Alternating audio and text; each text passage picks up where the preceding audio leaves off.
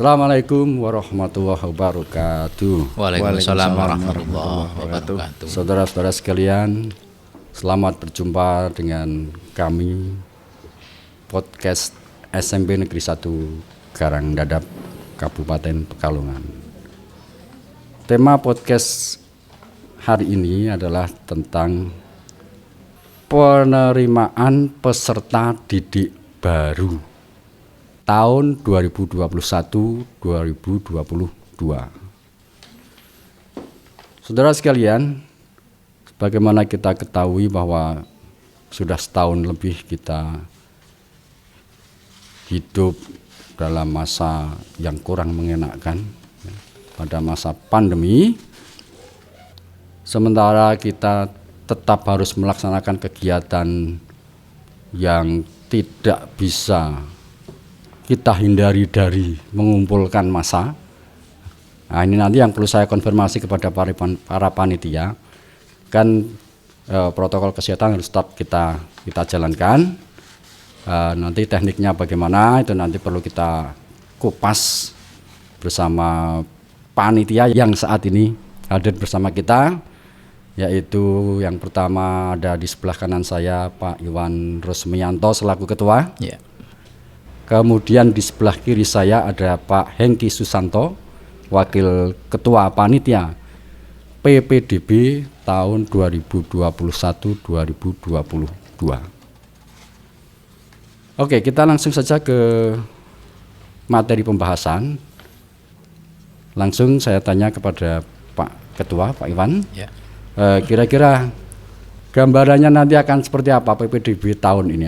Silakan Pak Iwan, dijelaskan saja secara singkat, santai, tidak perlu tegang. Silakan Pak Iwan. Ya, terima kasih Pak Mursid. Untuk penerimaan peserta didik baru tahun pelajaran 2021-2022, ini untuk tahun ini kita akan PPDB-nya menggunakan online. Ya. Online ya, berarti online. Sama seperti kemarin, tetap online? Ya, tetap sama seperti online. Cuman nanti ini bedanya di sini untuk prosentasenya untuk yang tiap-tiap jalur itu, yang terutama untuk yang prestasi berbeda, Pak. Gitu. Oh, jadi ada banyak jalur seperti kemarin, Pak ya? Ya. Bisa dijelaskan, Pak? Ya. Jalur-jalurnya itu apa saja? Barangkali nanti masyarakat perlu tahu lebih jelas. Ya. Oke. Ya. Baik.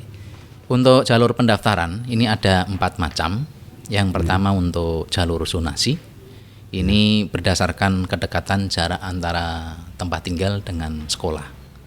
Kemudian yang kedua untuk jalur afirmasi, ini diperuntukkan bagi peserta didik yang berasal dari keluarga yang kurang mampu. Oke. Ya. Oke. Dengan syarat nanti harus punya kartu baik PIP ataupun yang lainnya. Oke. Ya. Kemudian yang ketiga untuk jalur perpindahan orang tua. Ini untuk perpindahan tugas orang tua sebagaimana yang diperuntukkan bagi calon peserta didik yang berasal dari luar zonasi. Oke. Ya. Kemudian yang keempat itu jalur prestasi, baik akademik maupun non akademik. Begitu, Pak. Oke. Jadi ada 4 jalur, Pak ya? Iya, betul. Tadi zonasi, afirmasi, kemudian perpindahan orang tua. Ya, perpindahan atau kepindahan orang tua, tempat tugas orang tua maksudnya ya. Iya, betul maksudnya. Kemudian prestasi. Ya. Nah, kemudian persentase masing-masing jalur itu bisa dijelaskan Pak Hengki? Ya. Untuk persentase dari keempat jalur ini, untuk yang pertama yaitu zonasi. Untuk zonasi itu presentasinya minimal 50% dari jumlah kuota SMP Negeri 1 Karangdadap. Oh, jadi porsinya paling tinggi ya. Minimal itu 50%. Oke, terus kemudian yang kedua untuk jalur afirmasi. Untuk jalur afirmasi itu minimal 15%. 15%. Ya. Oke. Kemudian Terus yang ketiga jalur perpindahan orang tua itu 5%. Nah, kemudian untuk jalur prestasi. Jalur prestasi bukan berarti yang tadi zonasi 50, kemudian afirmasi 15, kemudian perpindahan 5, akhirnya sisanya 30 dimasukkan ke prestasi, bukan. Oke. Jadi nanti tetap jalur prestasi ini menunggu dari zonasi dan afirmasi. Oh, Karena di situ kan tertera minimal. Ya. Jadi nanti zonasi bisa tambah, afirmasi tambah, lah kemudian nanti kalau masih sisa Baru ke dikembalikan ke prestasi. Iya. Jadi untuk prestasi, untuk jatah yang dari aturan itu minimal tidak ada batasan. Tidak ada batasan. Ya. Ya karena melihat dari 2 tahun terakhir ini kan di kabupaten kita jarang mengadakan kegiatan untuk prestasi Oke, karena di iya, masa iya, iya. pandemi. Ya. Jadi prestasinya itu yang diakui prestasi berapa tahun Pak itu? 3 tahun. 3 tahun ya? belakang. Dimulai Oke. dari tanggal 1 Juli tahun 2018 seperti yang tertera di dalam. Oh, ya. Jadi kalau misalnya ada siswa yang daftar punya prestasi tapi dia peroleh ketika dia itu kelas 3 SD. Itu berarti Tidak berlaku. tidak berlaku ya? Karena berarti kalau 3 SD 4 tahun. Ya 4 tahun. Nah, itu pandangannya nanti masyarakat perlu tahu meskipun punya prestasi tapi yang bisa diakomodasi atau diakui dalam kegiatan penerimaan siswa baru atau penerimaan peserta didik baru tahun ini itu 3 tahun. Paling lambat 3 tahun. Oke. Oh ya, tadi kita sudah terlalu jauh ngomong ke sana kemari. Kuota sekolah kita itu nanti akan menerima berapa banyak siswa, Pak Kalau, Ketua? iya. Iya. Dari daya tampung yang yang kami terima ini untuk SMP 1 Karangdadap masih sama seperti yang tahun kemarin, yaitu 160 orang, Pak. Oh, berarti per rombongan belajar per kelasnya Rombelnya berarti 32. 32 ya, 32 kali 32 kali 5. kali 5. Iya. 160. 160. 160. Oke, begitu saudara-saudara. Jadi informasi kuota kita tahun ini sama seperti tahun-tahun sebelumnya, yaitu 160. Kita sudah berusaha mengajukan, kalau tidak salah ya Pak ya, Iya, betul. kita mengajukan agar kita bisa tambah rombel, tetapi memang dari pihak dinas pendidikan, rupa-rupanya kemarin saya sempat berbincang-bincang dengan Ibu Kepala Sekolah, tetap tidak mengizinkan. Iya, betul. Ya, alasannya ya kita berbagi dengan sekolah-sekolah sekitar kita, biar sama-sama dapat dapat peserta didik baru. Mereka tetap hidup, kita hidup. Sekarang kita masuk ke syarat-syarat ini. Nah ini kalau tidak salah selebaran ini sudah sampai ke masyarakat Pak ya? Sudah. Bahkan sekolah kita sudah melakukan kegiatan sosialisasi. Iya, betul. Oke. Berapa banyak sekolah Pak Iman yang kita kunjungi untuk sosialisasi kemarin ini? Kemarin ada 14 sekolah. Yang satu kecamatan ini ada 14 sekolah, Pak. SD dan MI. SD dan MI Ya. total 14 sekolah. Oke. Langsung ke persyaratan sekarang. Untuk bisa mendaftar sebagai calon peserta didik baru di SMP Negeri 1 Karangdadap ini syaratnya apa saja Pak Iwan? Ya. Untuk persyaratan calon peserta didik baru, ini yang pertama yang tercantum di persyaratan yaitu usia 15 tahun per Maksimal 1 Juli 2021. Oke. Itu yang usianya, kemudian memiliki ijazah SD atau sederajat. Kemudian yang ketiga, calon peserta didik baru mendaftarkan secara online dengan memilih salah satu jalur pendaftaran, Pak. Di situ. Oke. Kemudian yang surat yang lainnya mungkin ada di sini ada fotokopi ijazah, kemudian fotokopi kartu keluarga, kemudian ada fotokopi akte lahir, kemudian dan pas foto ukuran 3x4 sebanyak 2 lembar. Oke. Itu syaratannya. Jadi saya tegaskan yang pertama usia ini. Biasanya tahun-tahun yang sudah itu banyak atau ya enggak banyak sih, beberapa siswa itu datang daftar karena tidak membaca dengan jeli ya edaran mengenai PPDB, usianya ternyata lebih dari 15 tahun. Jadi karena ini nanti sistemnya online ya Pak, Iya, online. Jadi ketika usia itu kelebihan itu sudah tidak bisa dilanjut Pak Iya, ya. secara Tidak bisa. otomatis. Secara tidak otomatis bisa masuk. sudah tolak, tidak bisa lanjut, tidak bisa lanjut. Ini saudara-saudara sekalian, masyarakat yang nanti berminat untuk bergabung bersama kami, mohon dibaca dulu dengan teliti ya persyaratannya sehingga datang ke sini tidak mau nyalah ke kita ya. Ya karena masyarakat banyak yang tidak mau tahu Pak Iwan ya. Wong sekolahan perek deket dengan rumah orang untuk sekolah kene gitu.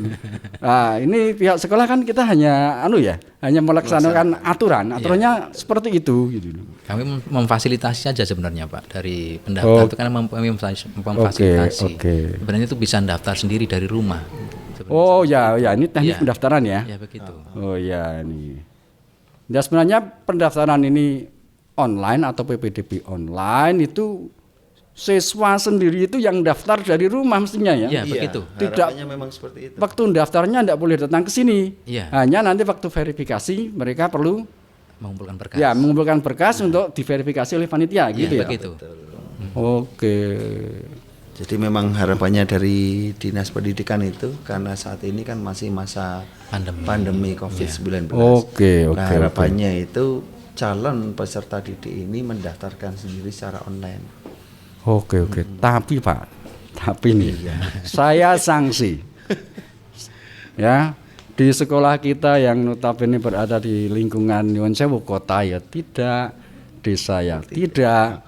Pengalaman tahun lalu itu masyarakat itu yang mau daftar sendiri secara online itu mungkin tidak ada 10% ya Pak ya. Betul. Akhirnya apa?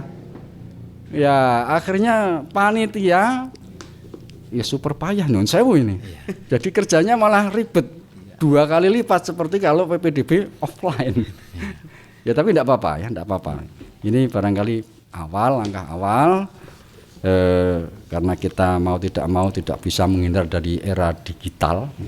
Jadi ya kita panitia berpayah-payah tidak apa-apa ya Pak. Iya, ya. tetap kita membantu kalau seumpama ada masyarakat yang kesulitan dalam pendaftaran online, pihak panitia tetap akan membantu dari sekolah. Oh, itu saudara-saudara sekalian ya. Kemudian ini ada tadi Pak Iwan yang di persyaratan yang ketiga.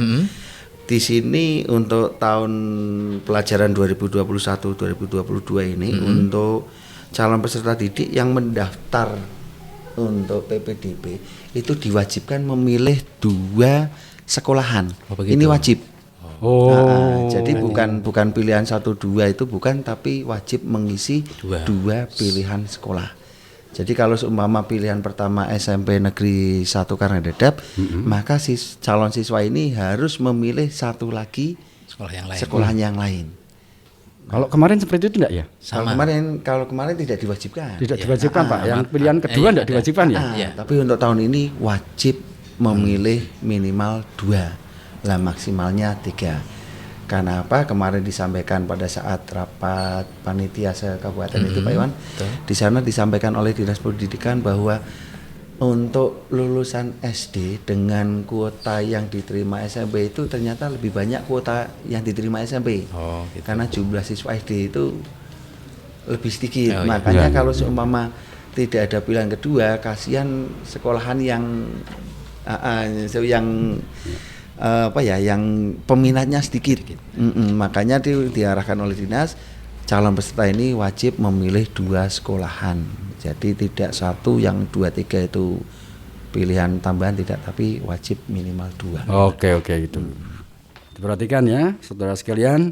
Jadi nanti waktu mendaftarkan secara online pilihannya itu tidak boleh hanya 1. Iya betul. Jadi tapi tetap pilihan yang pertama itu yang pilihan yang utama ya. Iya betul, yang pilihan yang pertama. Kemudian waktu melakukan verifikasi data nanti datangnya ke sekolah utama atau boleh pilihan yang pertama. Iya, yang pertama. Ya? Oke. Jadi verifikasinya ke sekolah yang pilihan pertama.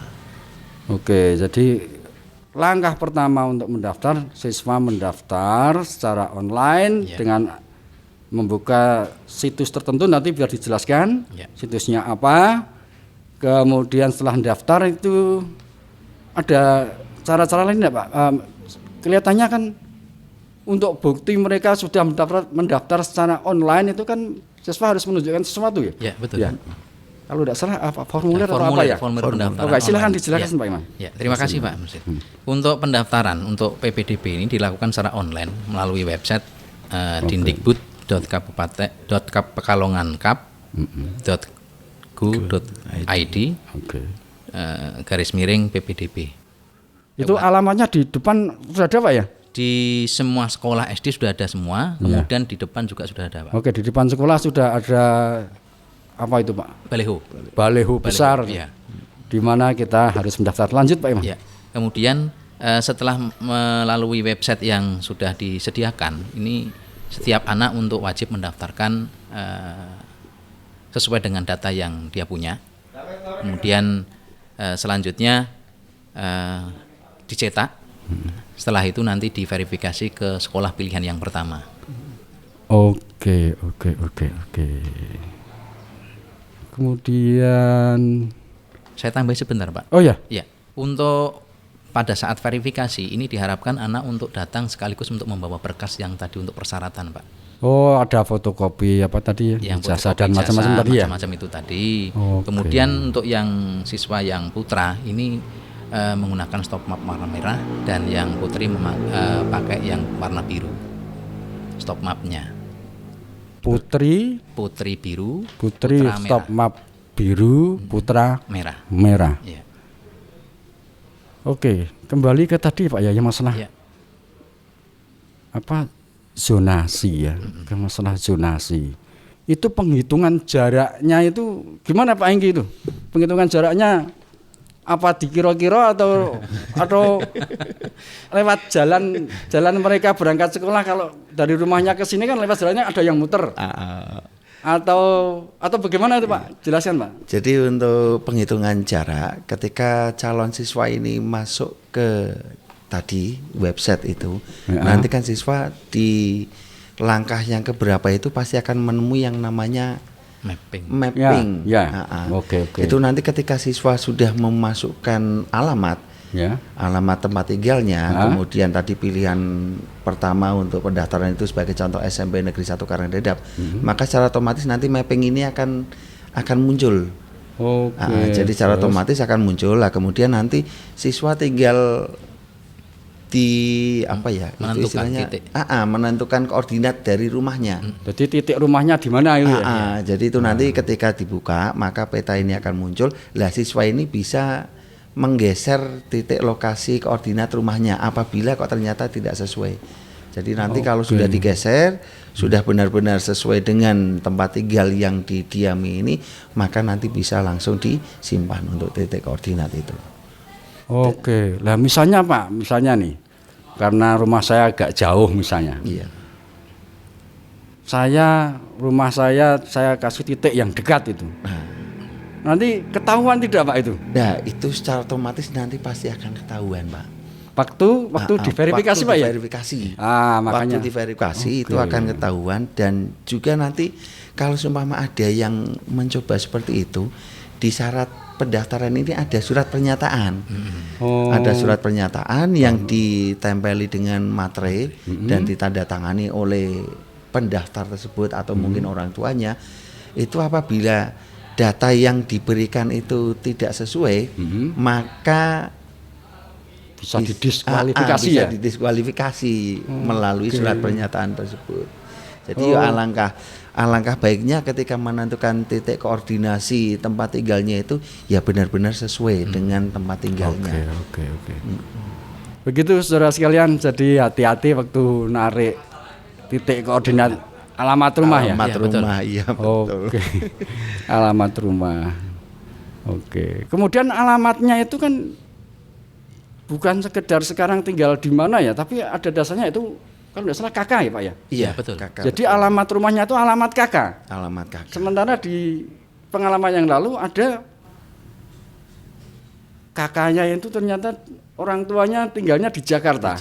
Di Jakarta. Nah sekarang baru beberapa bulan itu tinggal di sekolah di dekat sekolah.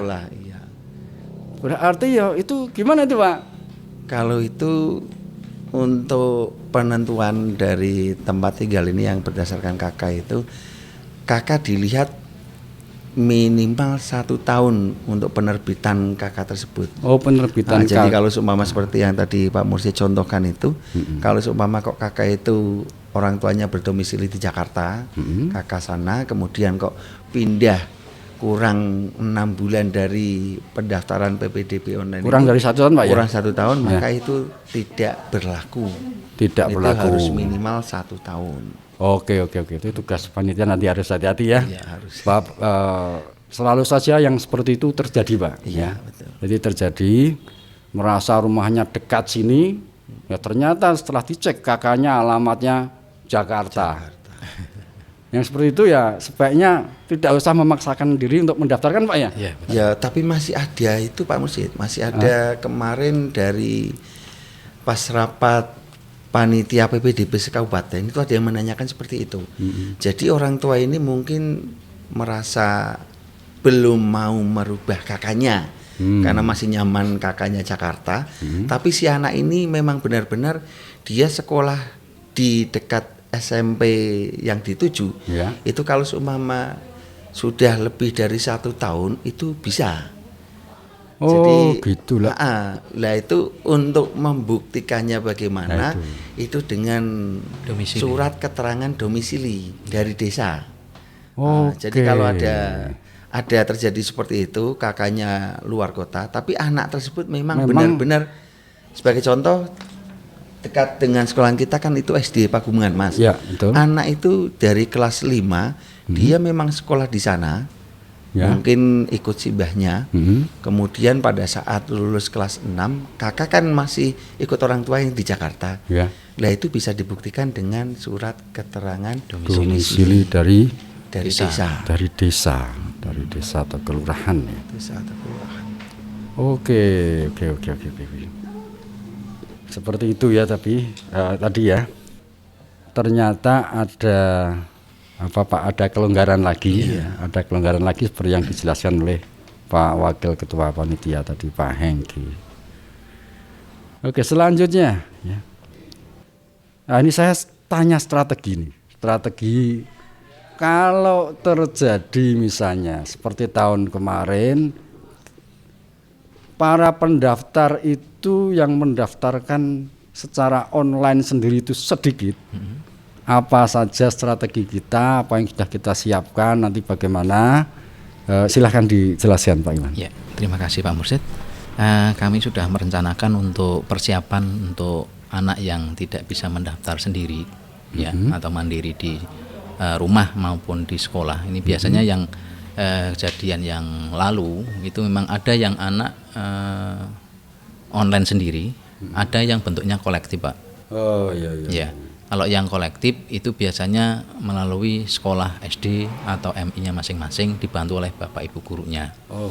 Tapi dengan syarat kalau kolektif semacam itu, kalau di Juknisnya memang ada persyaratan harus ada izin dari dinas, gitu. Nah kemudian apabila anak tidak bisa mendaftar secara mandiri, maka kami siap untuk membantu. Kami sudah menyiapkan beberapa komputer dan jaringannya, dan kami bagi menjadi 2 Pak. Ya. Yang pertama itu bagi pendaftar yang sudah mendaftar secara mandiri, kemudian ruangannya kami pisah. Kemudian ruang yang satunya adalah siswa yang minta bantuan ke sini untuk mendaftarkan. Jadi ada 2. Tapi sebelum masuk ke tempat pendaftaran, maka ada petugas sendiri yang di depan untuk mengecek kelengkapan berkasnya. Tetap protokol kesehatan diperhatikan tetap Pak ya. diperhatikan seperti itu. Ini mohon masyarakat yang nanti mau mendaftarkan ke sini harap mengikuti protokol kesehatan yang ketat, pakai masker. Kemudian di sekolah kita sudah kita sediakan banyak tempat untuk cuci tangan dan ada pengukur suhu. Ya. Jadi siapapun nanti mohon maaf ini yang masuk ke lokasi sekolah kita akan dicek suhunya. baik orang tua juga Pak ya. Iya, betul. Nanti orang tua. Kemudian untuk datang ke sini sendiri atau perlu didampingi orang tua atau didampingi siapa Pak? Ya sebenarnya bisa saja semua bisa Pak. Anak sendiri bisa, kemudian didamping orang tua bisa. Karena kami biasanya kesulitan untuk menentukan titik koordinat Iya, rumahnya Pak, tempat Iya, tinggal. iya. Biasanya anak kan rumahnya sebelah mananya kami kan tidak tahu. Iya. Makanya yang tahu persis adalah kan orang tua. Nah mungkin kalau misalkan ada orang tua yang peduli dengan anaknya, silahkan diantar ke sini, didampingi, nanti kami bisa membantu.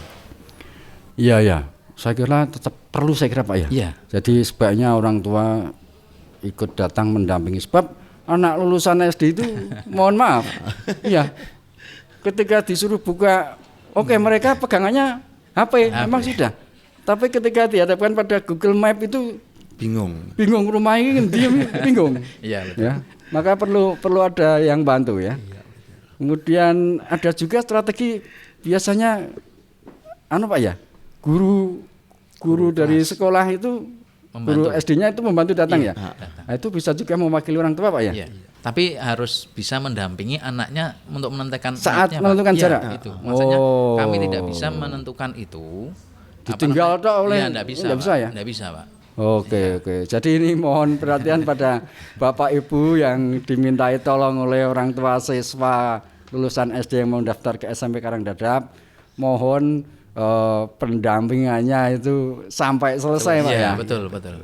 Jadi sekali lagi mohon sebaiknya siswa yang mendaftar tidak bisa mendaftarkan secara online sendiri, kalau datang ke sekolah ada pendampingnya. Oke. Kemudian nanti kan setelah siswa itu berhasil mendaftarkan secara online, mereka diwajibkan mempunyai atau mencetak formulir pendaftaran ya Pak ya. Betul, ya. Itu harus dibawa saat melakukan verifikasi ke sekolah. Iya, betul. Lah, waktu atau tanggal verifikasinya itu apakah bersamaan dengan pendaftaran ataukah ada waktu khusus, Pak? Sama, Pak. Yaitu tanggal 22 sampai 25. Oh, berarti misalnya saya Daftar mendaftarkan dari rumah, 22. setelah saya cetak, saya ke sekolah untuk melakukan verifikasi, Iya, begitu ya? bisa, iya. Oh, Tidak ada jadwal sendiri, tidak ada. Pokoknya yang dipatok dari dinas itu pendaftaran dimulai tanggal 22 sampai 25 dari jam 8 sampai jam 1 siang. Oke. Ya, jadi kalau siswa sudah berhasil mendaftar, sudah diverifikasi, langkah berikutnya apa Pak Iwan? Untuk pendaftaran ini, Kalau sudah menerima, sudah diverifikasi, wes, lalu pengumumannya kapan Iya. gitu Pak? ya, perlu kami informasikan bahwa untuk pendaftaran tanggal 22 sampai 25 Juni 2021 nanti pengumumannya untuk pengumuman penerima siswa yang diterima sebanyak 160 anak itu tanggal 26 Juni 2021. Oh, 22 sampai 25 pendaftaran dan Iya. verifikasi ya. Iya, betul. Kemudian tanggal 26-nya langsung pengumuman. Langsung pengumuman hari Sabtu. Kemudian setiap harinya Pak, apakah sekolah atau panitia mengumumkan jurnal sampai pada hari tersebut Pak? Ya, mulai dari hari pertama sampai hari terakhir selama 4 hari kami siap untuk memaparkan jurnal dari pendaftar secara keseluruhan. Oke, saudara-saudara sekalian, jadi setiap hari sebaiknya jika panjenengan mendaftarkan putra-putri panjenengan, sebaiknya setiap hari nengok jurnal itu Pak ya. Iya, betul.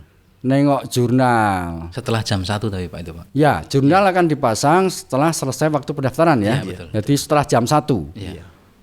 Jadi Bapak Ibu sekalian, orang tua yang mendaftarkan putranya bisa ngecek jurnal. Jurnal itu ranking Pak ya. Iya, betul. Jadi ranking skor dari PPDB.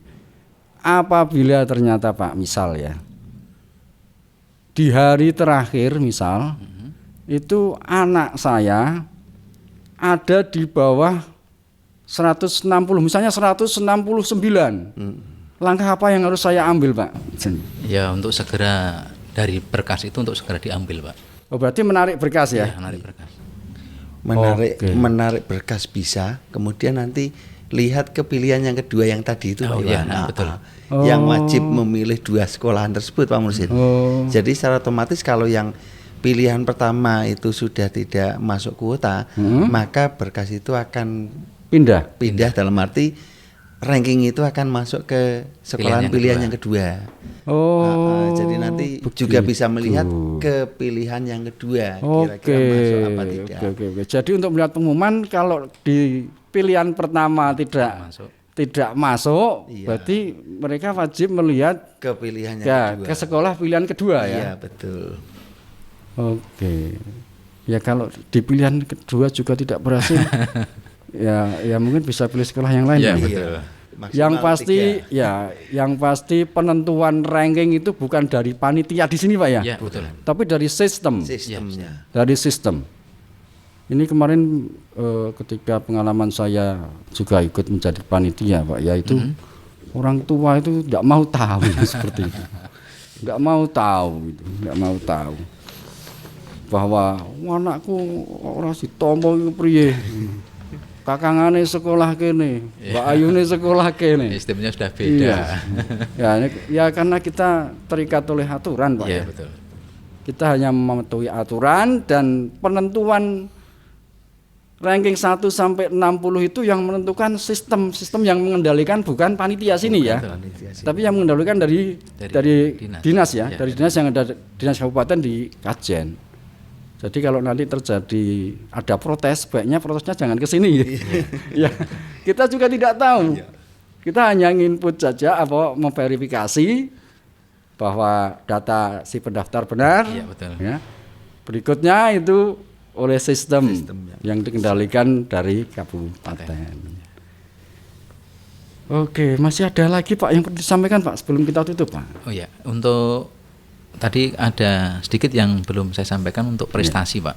Ya. Prestasi itu yang mulai diakui itu mulai tingkat kabupaten. Ya.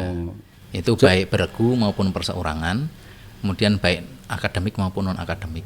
Itu diakui tingkatnya kabupaten. Non akademik itu misalnya apa Pak Iwan? Non akademik seperti olahraga Pak. Olahraga.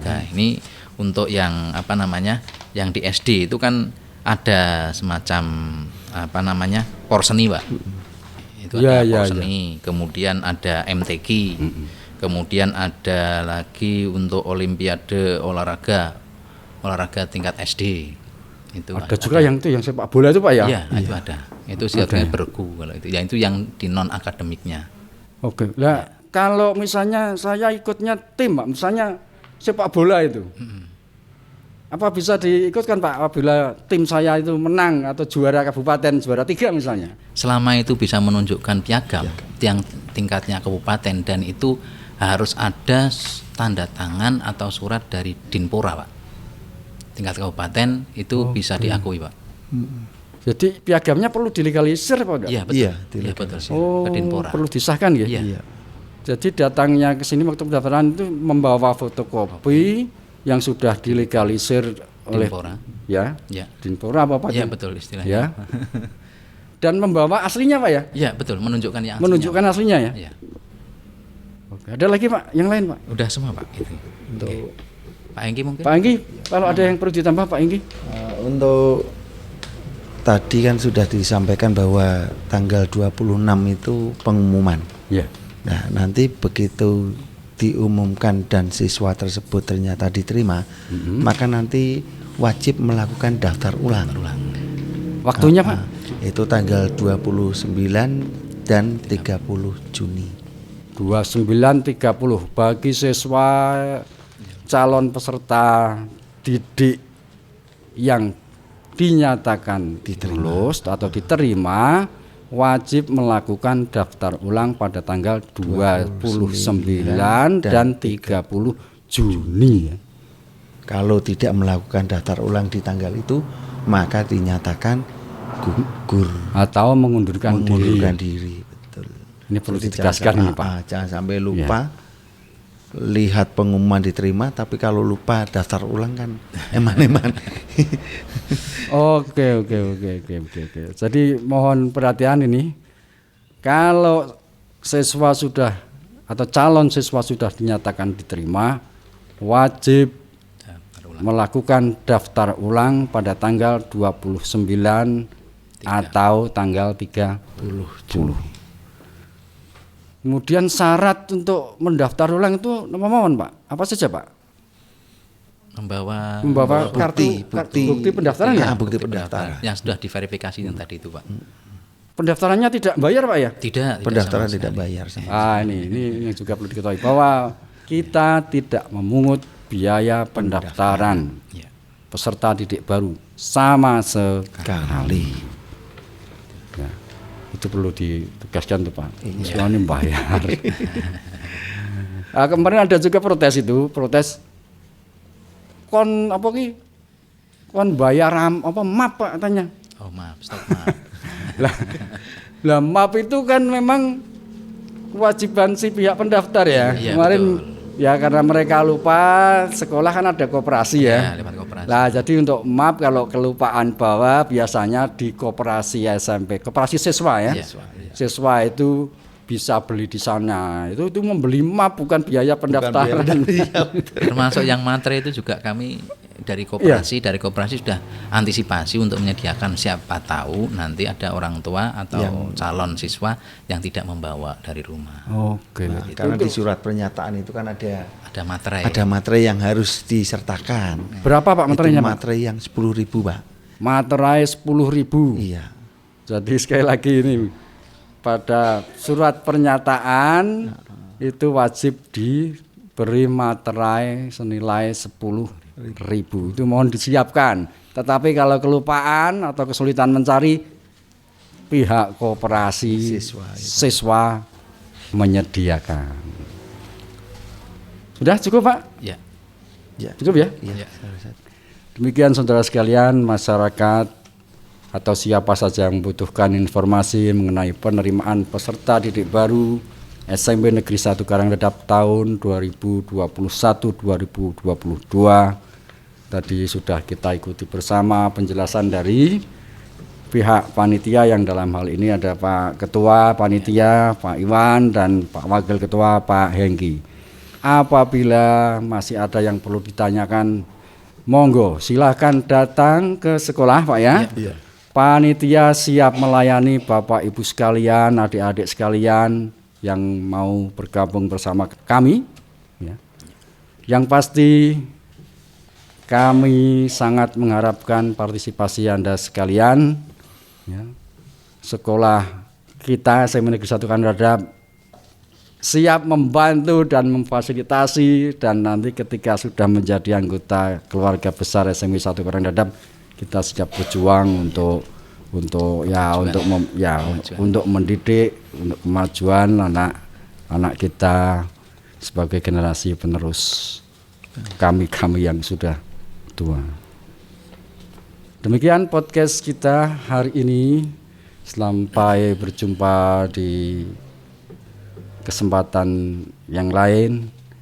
Sekali lagi, kalau masih perlu ada penjelasan, dipersilahkan datang ke sekolah, kami akan bantu. Demikian ya. Oke, terima kasih saudara-saudara sekalian, demikian. Dan sampai berjumpa kembali di podcast SMP Negeri 1 Karangledap di kesempatan lain. Assalamualaikum warahmatullahi wabarakatuh. Waalaikumsalam warahmatullahi wabarakatuh. Waalaikumsalam warahmatullahi wabarakatuh. Sip.